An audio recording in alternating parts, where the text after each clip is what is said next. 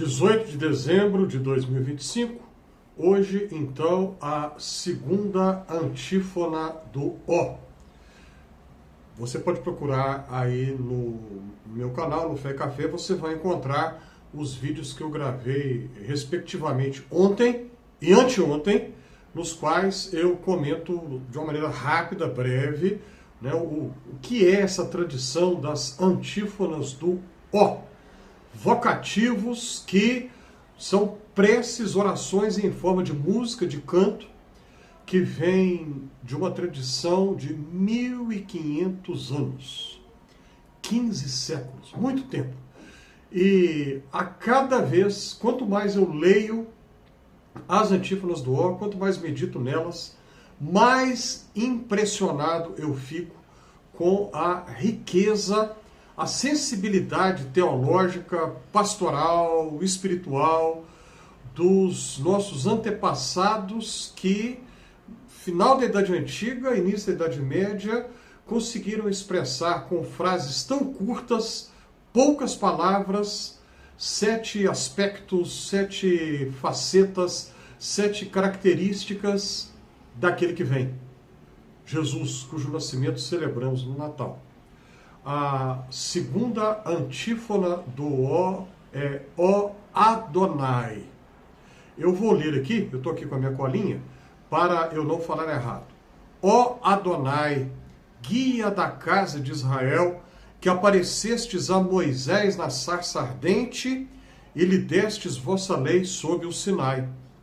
Vinde salvar-nos com braço poderoso ou com braço estendido, dependendo da tradução. Ó Adonai. Adonai é uma palavra hebraica que é traduzida geralmente como Senhor, para se referir a Deus. Adonai, literalmente, é meu Senhor. Adon, em hebraico, é Senhor. Adonai é a forma em hebraico do possessivo primeira pessoa do singular. Meu Senhor. Então, quando você se refere a Deus como o Senhor, você, na verdade, está dizendo meu Senhor. Em outras palavras, Senhor da minha vida.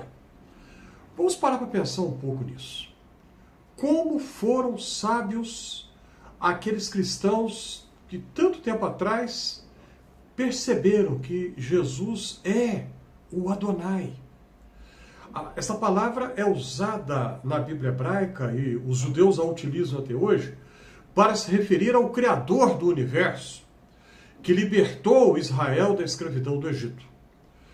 Na tradição bíblica, o nome de Deus não pode ser pronunciado de modo algum, jamais, hipótese alguma. E no alfabeto hebraico, o nome de Deus, cuja pronúncia se perdeu há milhares de anos, eu não estou exagerando, o nome de Deus é escrito com 4 letras, 4 consoantes. Quais são as vogais que nós colocamos nessas 4 consoantes para pronunciar o nome sagrado? Não sabemos. Ninguém sabe. Nem a tradição judaica sabe. Então, a tradição judaica começou este costume de, quando vai ler o texto bíblico e encontra ali o chamado tetragrama sagrado, as 4 letras sagradas que formam o nome de Deus, já que não sabem que consoantes colocar, substituem por Adonai, meu Senhor, Senhor meu. Muito bem. Então, quando na antífona do O nós nos referimos a Jesus e clamamos a Ele, ó Adonai, nós estamos reconhecendo que Jesus é o Senhor que libertou Israel da escravidão do Egito. E Paulo, apóstolo, vai nos dizer nas suas epístolas que Jesus é aquele que nos liberta da escravidão do pecado. Na verdade, este é um tema recorrente em todo o Novo Testamento.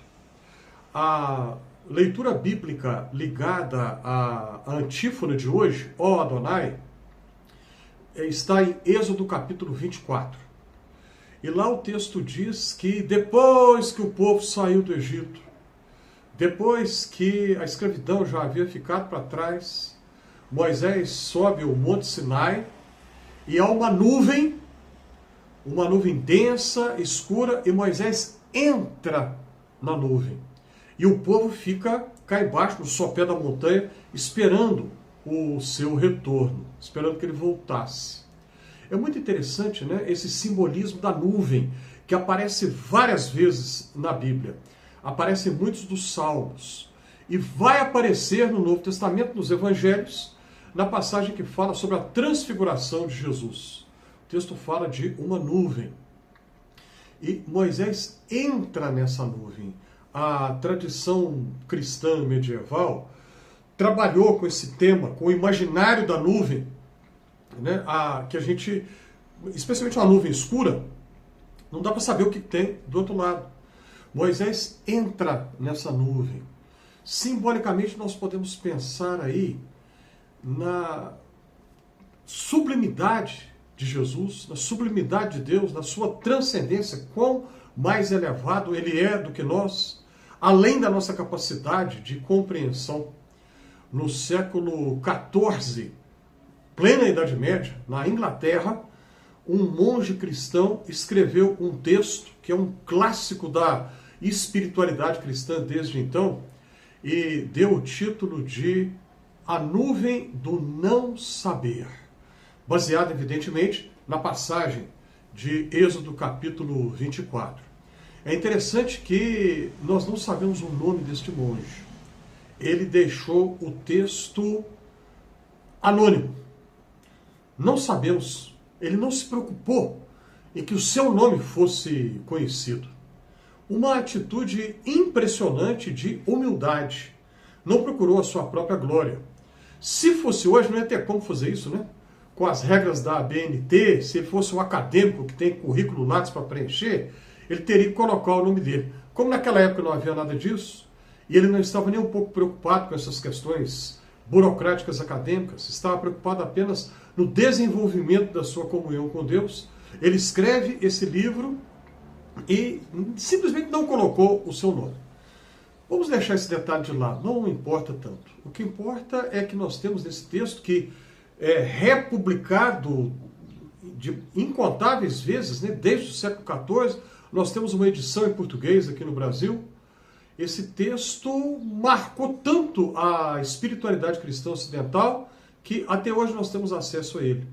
E esse monge desconhecido, esse cristão anônimo da Idade Média, nos fala sobre o mistério de Deus. O Deus que está além da nossa capacidade de compreensão.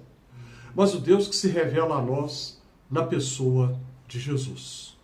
No Natal, nós celebramos aquele que vem ao nosso encontro, que nos mostra como nós humanos devemos ser e que nos mostra como Deus é. Ó Adonai, salva-nos.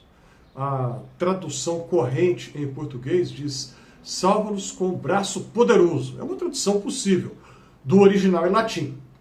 Mas uma outra tradução possível é a que diz: salva-nos com o braço estendido. É o imaginário que vem na Bíblia hebraica do Senhor estendendo o seu braço para resgatar o seu povo da escravidão. Quando clamamos, ó Adonai, nós reconhecemos o poder de Deus e com humildade pedimos que Ele nos salve, como salvou o povo de Israel do passado. Que Ele estenda o seu braço, estenda a sua mão, nos alcance e nos salve. Que nesses últimos dias do advento que estamos vivendo agora, nesses dias poucos que faltam para a celebração do Natal, você e a sua família tenham um tempo de paz e que você possa meditar no que esta prece nos ensina. Reconhecer em Jesus o Adonai. Dizer que Ele é o Senhor do universo, Senhor de tudo, é muito fácil. Difícil é reconhecer que Ele é o Senhor da sua vida. E é isso que você diz quando você clama, ó Adonai. Você se humilha perante o senhorio de Jesus. Que assim aconteça na sua vida. Paulo diz que se não for pela ação do Espírito Santo, ninguém vai dizer que Jesus é o Senhor.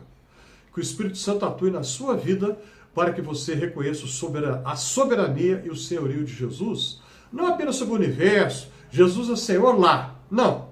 Que você reconheça o senhorio dele na sua vida, na sua existência. E que Deus te abençoe grandemente.